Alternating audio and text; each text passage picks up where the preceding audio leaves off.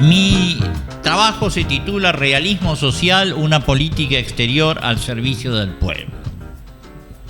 ¡Wow!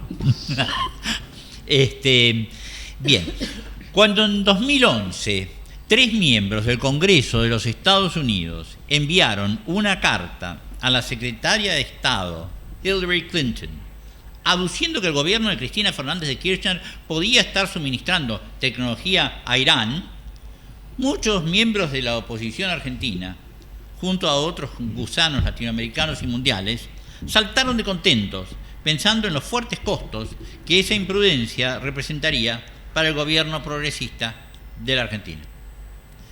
Sin embargo, a los pocos días se decepcionaron cuando el Departamento de Estado contestó: "We have no reason to believe that Venezuela serves as an interlocutor between Iran and Argentina on nuclear issues, nor that Argentina is granting access to its nuclear technology." Carlos, no estamos en Oxford. Sí, por eso. Es mi añoranza, Mario. Contundente. Estuvimos en Oxford. Contundente. ¿No es cierto? El Departamento de Estado no tenía razones para tomar en serio las fake news de los gusanos de Miami.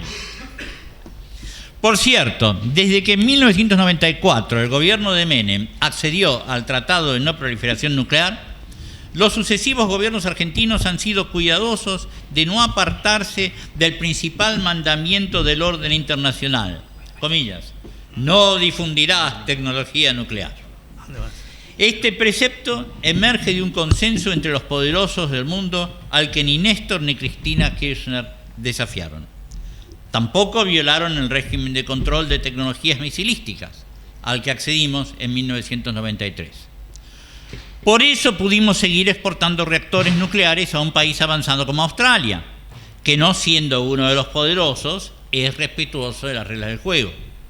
Y también por estos motivos, en un emblemático Día de la Lealtad, el 17 de octubre de 2007, el diario de La Nación me publicó una nota de opinión que, en referencia al gobierno Kirchner, se tituló "Occidentales con disimulo". Los Kirchner se pelearon con los yanquis, sí, pero no tanto como la gente cree.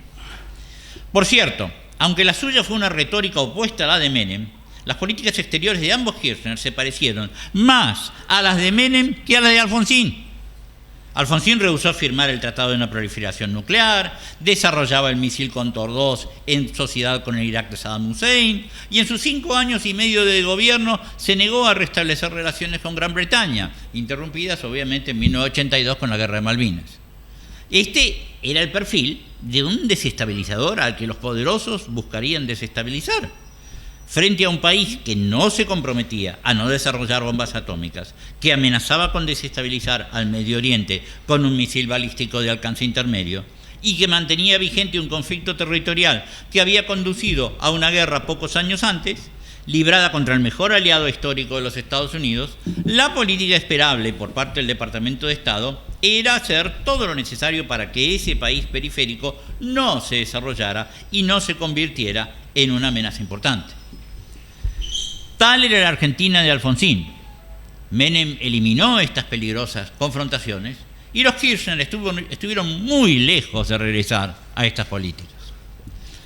Esta continuidad no fue por capricho ni por amor a Menem.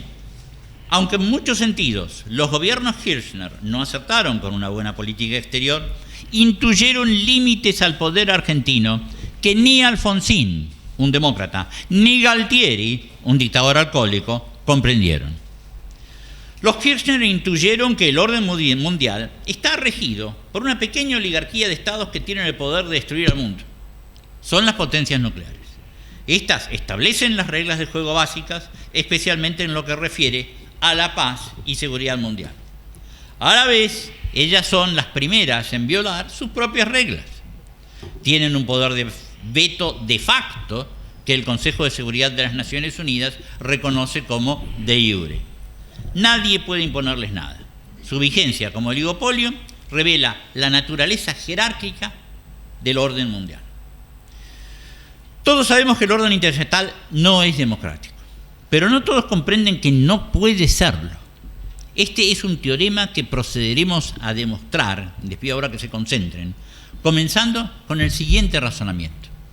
Primero, cuanto más débil es un país, mayor es su vulnerabilidad frente a las consecuencias de violar las reglas de juego establecidas por la jerarquía o por un miembro de la jerarquía que tiene hegemonía en la parte del mundo donde habita dicho país.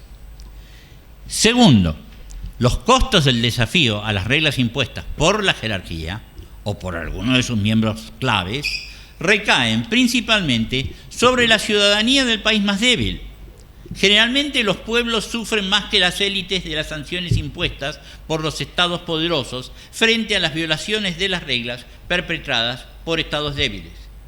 Este sufrimiento es económico y muchas veces redunda en el plano de las libertades cívicas, que el estado débil debe recortar para imponer políticas que terminan empobreciendo y ocasionan sufrimiento. Es lo que está sucediendo en Venezuela.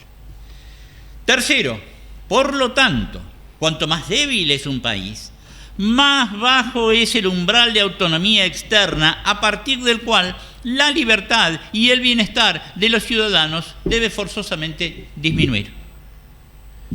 Este teorema vale incluso para miembros de la jerarquía. Francia, por ejemplo, pudo en 2011 intervenir en Libia sin imponerles gravámenes y levas inaceptables a los galos. Pero ese es su límite. No podría tener la presencia militar que Estados Unidos habitualmente despliega en el Medio Oriente sin oprimir a su propia gente. Debido a las diferencias de poder y riqueza entre ambos, lo que la Casa Blanca puede hacer en democracia, para el Elíseo solo sería posible en dictadura. Bajando en la escala, es solo porque su pueblo está amordazado que Irán tiene un programa nuclear. Su subdesarrollo es tan marcado que carece de los recursos para refinar una parte importante de su propio petróleo. Depende en parte de la nafta importada. Su gente, que es moderada, jamás votaría por un programa nuclear de altísimo coste político y económico. El régimen puede darse el gusto de desafiar a Occidente porque es dictatorial. Aún más bajo en el tótem de los estados, Corea del Norte puede ejercer su, comillas, derecho soberano a tener bombas atómicas porque somete a su pueblo al totalitarismo más extremo.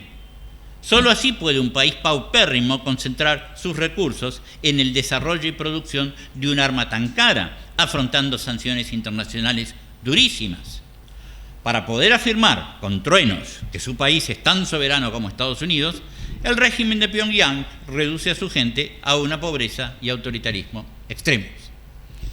En suma, es un hecho que para ampliar el margen de maniobra externo de un Estado es necesario invertir grandes recursos humanos y materiales, y que cuanto más pobre sea un país, menor será ese margen de maniobra, a no ser que el Estado someta a su población a exacciones que existen grados crecientes de autoritarismo y pobreza.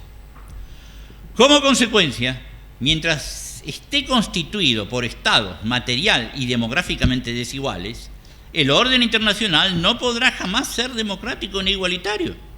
Solo podría serlo si hubiera un régimen mundial cosmopolita con un solo Estado supranacional regido por un sistema de un ciudadano, un voto.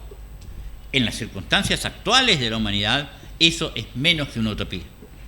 Sin ese marco, es inevitable que el sistema mundial sea imperfecta e incipientemente jerárquico. A ese subtítulo lo titulé La puta oligarquía. Claro, obviamente de materia atómica y reglas de juego. Vamos. No obstante, a pesar de la vigencia de este orden, a veces hay que confrontar.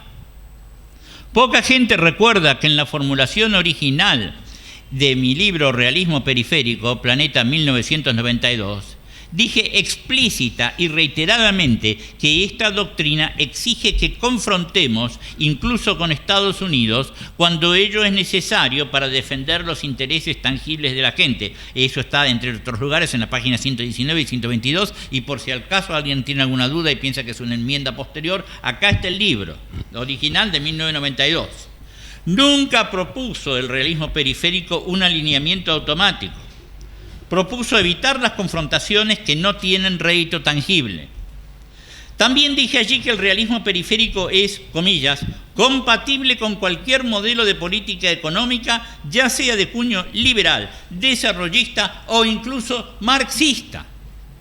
Ergo, no fue ni una propuesta, comillas, ideológica en el sentido vulgar de este vocablo. Y más aún, desde el comienzo del primer capítulo se advierte que la doctrina propuesta, comillas, así está escrito, no nos catapultará al primer mundo. En pocas palabras, la propuesta no consiste en realismo mágico, sino en control de daños. E incluso se cuestionan en el libro, al principio nomás, comillas, algunas declaraciones de ciertos funcionarios y sus, comillas, ingenuas expectativas. ¿Qué duda cabe de que el principal entre estos funcionarios fue el propio presidente Menem, que se vanagloriaba de nuestra llegada al primer mundo? Por cierto, casi todo lo que los opositores de esta doctrina han dicho sobre ella es fake news, típica de nuestra era de posverdades. Dicho esto, es necesario regresar al tema de los excesos de confrontaciones, ya que el desafío que me fue planteado por Voces en el Fénix es presentar mi opinión acerca de, comillas, cuál es el tipo de realismo que debe propulsar la Argentina. Para avanzar en la propuesta, es preciso aclarar que, aún sin caer en políticas autodestructivas como las de Galtieri o Saddam Hussein, existen confrontaciones que acarrean costos que, aunque no sean terminales, el realismo periférico recomienda evitar. El ejemplo que sobresale es aquel recordado episodio del 10 de febrero de 2011, cuando el canciller Héctor Timerman, seguramente con toda la razón jurídica del mundo, tomó personalmente por asalto un avión militar norteamericano y ordenó incautar material que, según se dijo, Estados Unidos había querido hacer ingresar ilegalmente al país. Según informó La Nación el 11 de marzo de ese año, comillas, Timerman llegó a decir en esos días que Estados Unidos no cumplía con las leyes argentinas, acusó al gobierno norteamericano de no colaborar y exigió un pedido formal de disculpas.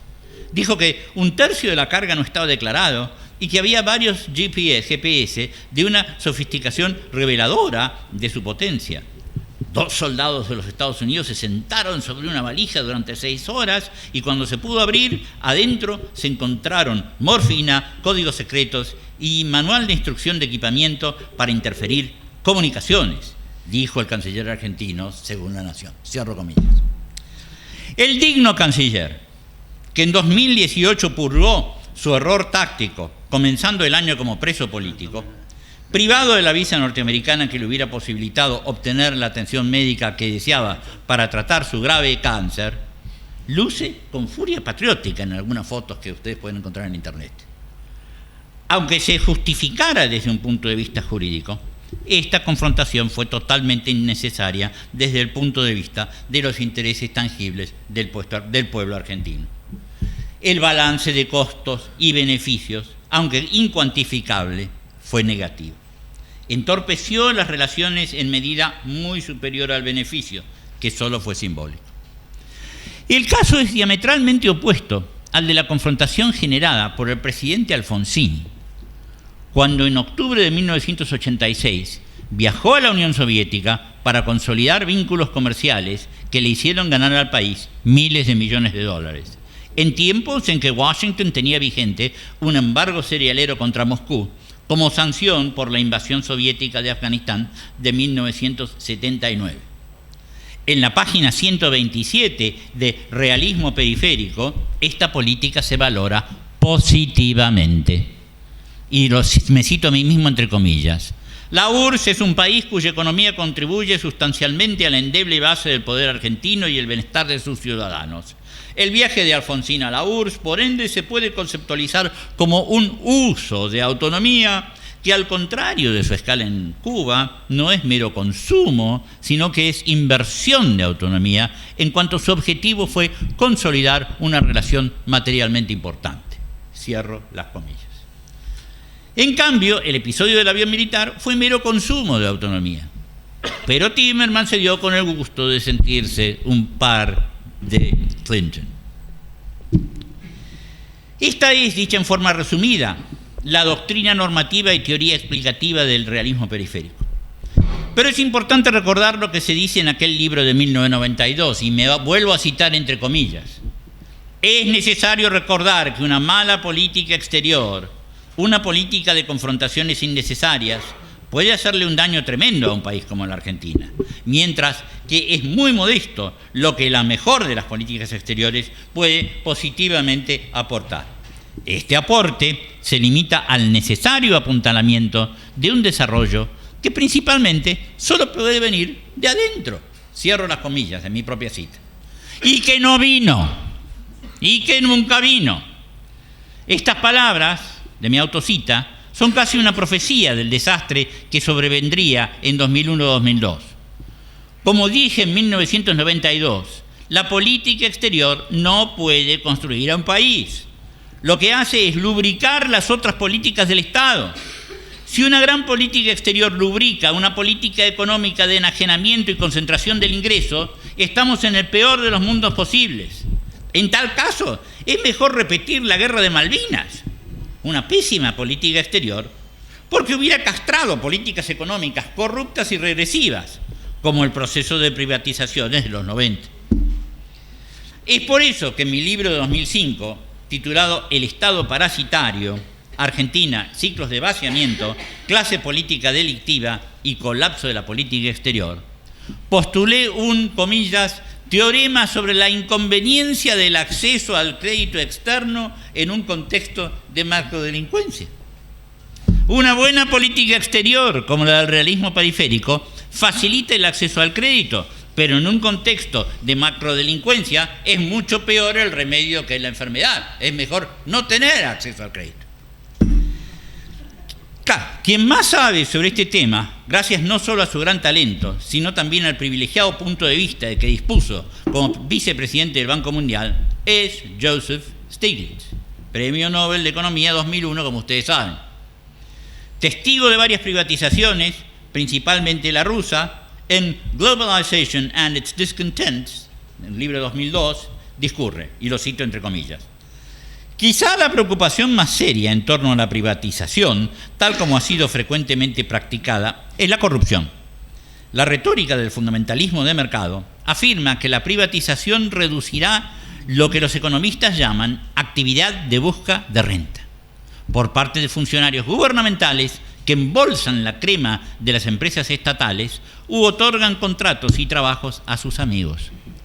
Pero al contrario de lo que se suponía que debía lograr, la privatización ha empeorado mucho la situación.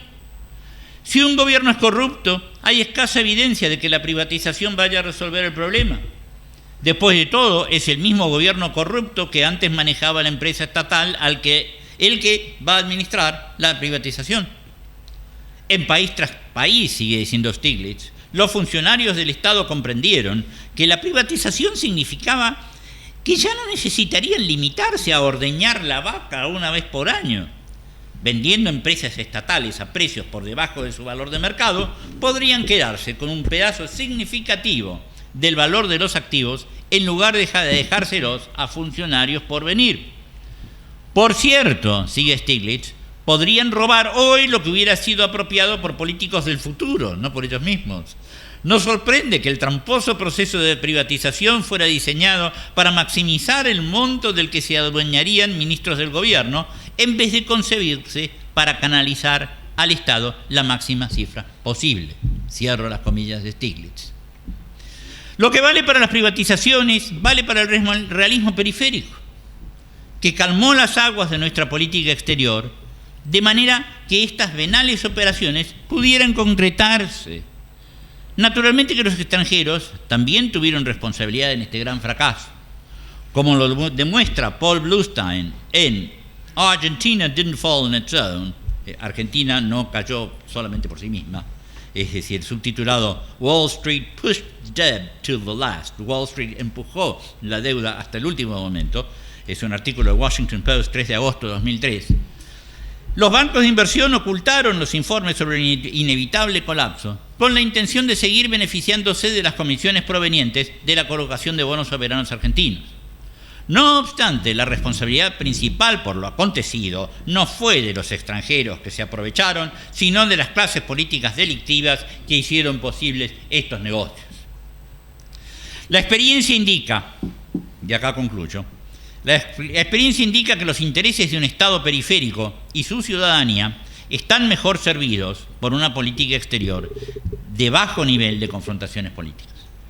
Es por ello que hacia fines de la década del 80 y principios de la del 90, el modernizador de la China, Deng Xiaoping, aconsejó en sus discursos un bajo perfil internacional para su país y señaló por añadidura que a los países que siempre se pelean con Estados Unidos les suele ir mal.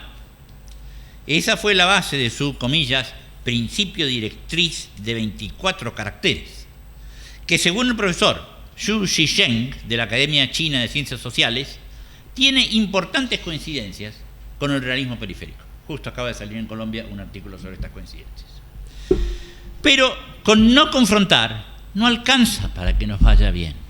Se necesita también un sentido nacional y social, como el que inspiró al realismo periférico de Deng.